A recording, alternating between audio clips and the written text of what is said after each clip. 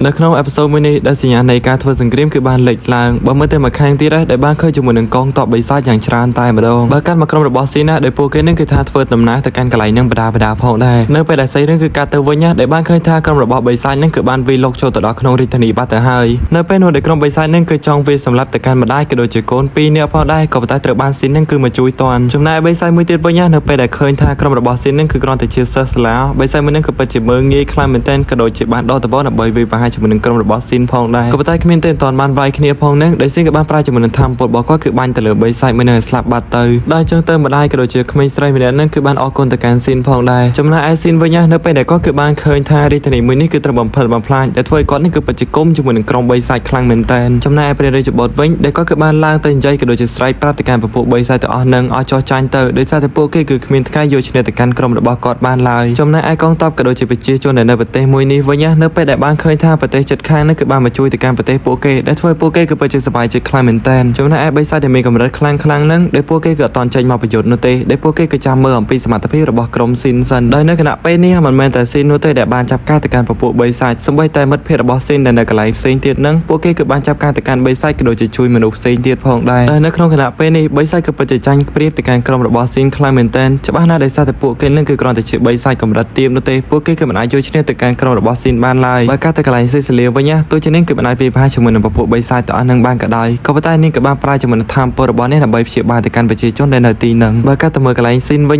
នៅពេលនោះដែលបិសាចនឹងគឺថាហុំព័ទ្ធគាត់ច្រើនពេកចឹងទៅក៏បានប្រាជាមួយនឹងធម្មពលរបស់គាត់យ៉ាងខ្លាំងហ្នឹងគឺបានវាយប្រហារទៅកាន់បិសាចទាំងអស់ហ្នឹងដោយនៅពេលនេះស៊ីនក៏ពិតជាសាហាវខ្លាំងមែនទែនតែម្ដងដោយគ្មានបិសាចមួយណាគឺហ៊ានជាមួយនឹងគាត់នោះឡើយចំណែកឯបិសាចដែលនៅខាងក្រោយស៊ីនវិញគាត់ទៅស៊ីនបាយមកហ្នឹងពួកគេគឺថាញើដៃតែម្ដងចំណែកឯបិសាចដែលបានសើបការវិញក៏រៀងភ័យបន្តិចផងដែរហ្នឹងដោយសារតែធម្មពលរបស់ស៊ីនហ្នឹងគឺមិនខ្សោយនោះទេច្បាស់ណាស់នៅពេលនេះកងទ័ពរបស់ Oliver ហ្នឹងគឺស្លាប់សឹងតែទាំងអស់បាត់ទៅហើយចឹងទៅនារីម្នាក់ដែលជាចំណិតរបស់ Oliver ហ្នឹងនាងគឺសម្រាប់ចិត្តថានឹងប្រយុទ្ធជាមួយនឹងក្រុមស៊ីនតែម្ដងដោយនាងគឺសម្រាប់ចិត្តថានឹងចេញទៅប្រយុទ្ធជាមួយនឹងក្រុមរបស់ស៊ីនចឹងហើយនៅក្នុងអេពីសូតមួយនេះក៏មានតែប៉ុណ្្នឹងផងដែរ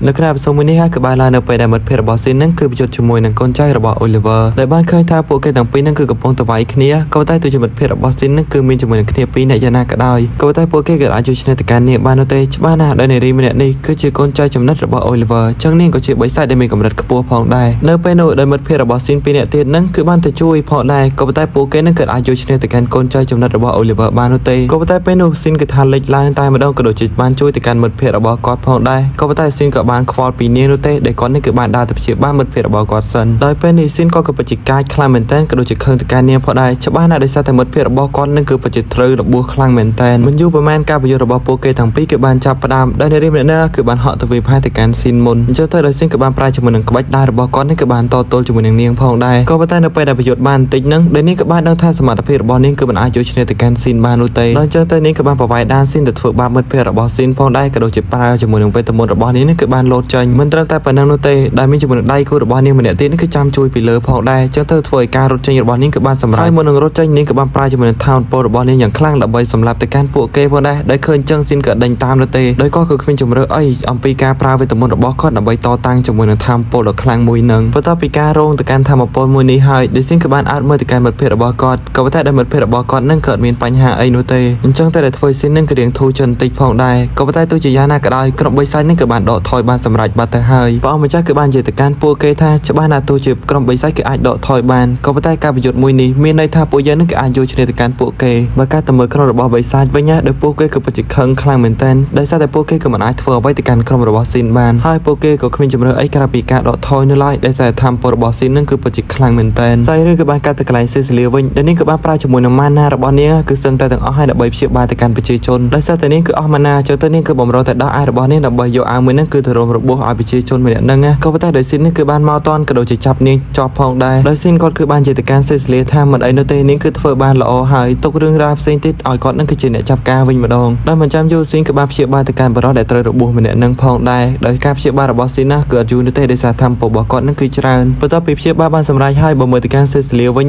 ដែលនាងគឺអារម្មណ៍អត់សូវល្អមកនោះទេនៅពេលនោះដែលនាងគឺបានចាប់ទៅកាន់ស៊ីនផងដែរដោយនាងគឺបានសុំទោសទៅកាន់ស៊ីនច្បាស់ណាស់ដោយសារតែនាងមានអារម្មណ៍ថានាងនឹងគឺធ្វើអត់បានល្អនោះឡើយថែ មតែមិនបានជួយអីទៅកាន់ស៊ីនច្រើនទៀតផងដោយស៊ីនក៏គឺបានតទៅកាន់សេសលីវិញថានាងគឺពិតជាគិតច្រើនពេកហើយវាមិនដូចជានាងគឺបានគិតនោះទេហើយក៏គឺឲ្យនាងគឺមើលទៅមកខាងទៀតផងដែរដែលបានឃើញថាប្រជាជនដែលត្រូវបានសេសលីនឹងគឺជួយសង្គ្រោះពួកគេគឺមកអរគុណទៅកាន់សេសលីខ្លាំងមែនទែនបើគ្មានសេសលីនោះទេពួកគេក៏ប្រហែលជាមិនអាចរស់បានផងដែរក្រោយមកទៀតដោយសាររឿងគឺបានកាត់នៅពេលដែលក្រុមរបស់ស៊ីននឹងគឺទៅជួបទៅកាន់ស្ដេចនៅរាជធានីមួយនេះវិញម្ដងដោយពេលនេះពួកគេគឺសម្រេចចិត្តថាប្រទេសទាំងពីរគឺជាមិត្តជាមួយនឹងគ្នាក៏ដូចជាជួយគ្នាដើម្បីកម្ចាត់បិសាចផងដែរបន្ទាប់ពីបញ្ចប់កិច្ចចរចាហើយដោយស៊ីនគឺបានបើកជាមួយនឹងធម្មពលរបស់គាត់ដើម្បីនាំមិត្តភ័ក្តិរបស់គាត់នឹងគឺថាមកប្រទេសរបស់ពួកគេវិញដោយព្រះអង្គម្ចាស់គឺបានជួបទៅកាន់ឪពុករបស់គាត់ផងដែរដែលនៅពេលនេះឪពុករបស់គាត់គឺជឿជាក់ទៅកាន់ព្រះអង្គម្ចាស់ 100% ហើយថាព្រះអង្គម្ចាស់គឺពិតជាមានសមត្ថភាពនៅក្នុងការដឹកនាំប្រទេសក៏ដូចជាក្រុមរបស់ស៊ីននឹងគឺមានជាមួយនឹងសមត្ថភាពដើម្បីកម្ចាត់ទៅកាន់បិសាចអញ្ចឹងហើយដែលក្រុមរបស់ស៊ីនក៏ទទួលបានជាមួយនឹងបេសកកម្មមួយគឺត្រូវតែតាមកម្ចាត់ទៅកាន់បិសាចបន្ត